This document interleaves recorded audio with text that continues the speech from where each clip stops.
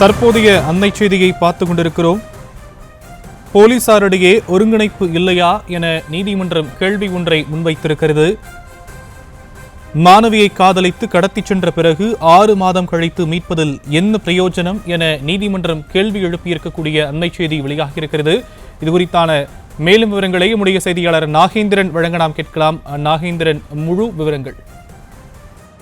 வணக்கம் சியாம். உயர்நீதிமன்ற மதுரை கிளையில் பார்த்தோம் என்றால் பல்வேறு மாணவிகள், அந்த இளம் வயது மாணவிகள், மைனராக இருக்கக்கூடிய மாணவிகள், அவர்களுடன் படிக்கக்கூடிய மற்றும் அந்த பழக்க நண்பர்கள் உள்ளிட்டவர்களுடன் அவர்கள் காதல் ஏற்பட்டு வீட்டை விட்டு ஓடி போய் அவர்கள் காணாமல் போனதாக பல்வேறு வழக்குகள் அந்த மாணவிகளை ஆஜர்படுத்த கோரி உயர்நீதிமன்ற மதுரை கிளையில் தாக்கல் செய்யப்பட்ட பானு, நாகலட்சுமி, முத்தாயி உள்ளிட்ட பல்வேறு நபர்கள் உயர்நீதிமன்ற மதுரை கிளையில் தாக்கல் செய்த அந்த மனு மீதான விசாரணையின் போது நீதிபதிகள் சில உத்தரவுகளை பிறப்பித்திருக்கின்றனர். அதில் என்னவென்று பார்த்தோம் என்றால், மாணவியை காதலித்து கடத்தி சென்று பிறகு 6 மாதங்கள் கழித்து கர்ப்பமான நிலையில் மாணவியை மீட்பதில் என்ன பிரயோஜனம் என நீதிபதிகள் இந்த வழக்கு மீதான விசாரணையின் போது கேள்வியாக எழுப்பியிருக்கின்றனர்.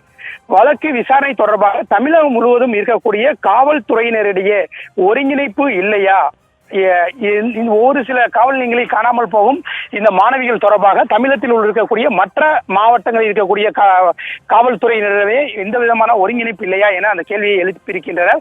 அதே போன்று அந்த தொழில்நுட்ப வளர்ச்சிகள் அடைந்த பின்னரும் செல்போன் டவர் சிக்னல் மூலம் ஓடிப்போன, அந்த வீட்டை விட்டு ஓடிப்போன மைனர் காதலர்கள் எங்கு உள்ளனர் என கண்டறிந்து தொடர்புடைய காவல் நிலையத்தில் கூறி அவர்களை கைது செய்ய முடியாதா எனவும் இந்த வழக்கு மீதான விசாரணையின் போது கேள்வியாக எழுப்பியிருக்கின்றனர். வீட்டை விட்டு ஓடிப்போன இளம் காதல் ஜோடிகள் குடும்பம் நடத்தி வந்த பிறகு அவர்களை 6 மாதம் கழித்து நீதிமன்றத்தில் ஆஜர்படுத்தினால் என்ன பிரயோஜனம் என சரமாரியாக கேள்விகளை எழுப்பி நீதிபதிகள் இந்த வழக்கு விசாரணையை தற்காலிகமாக ஒத்தி வைத்து உத்தரவிட்டுள்ளனர். மாணவிகள் மாயமான வழக்குகளில் விசாரணை அதிகாரி மாணவிகளை கண்டுபிடித்து நீதிமன்றத்தில் ஆஜர்படுத்த உத்தரவிட்டு வழக்கு விசாரணையை ஒத்தி வைத்து உயர்நீதிமன்ற மதுரை கிளை உத்தரவு என்பதை பிறப்பித்துள்ளது. சியாம்,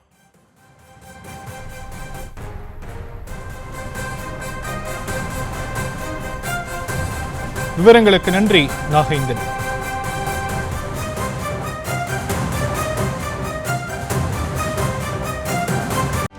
செய்திகளை உடனுக்குடனும் துல்லியமாகவும் தெரிந்து கொள்ள சப்ஸ்கிரைப் பண்ணுங்க.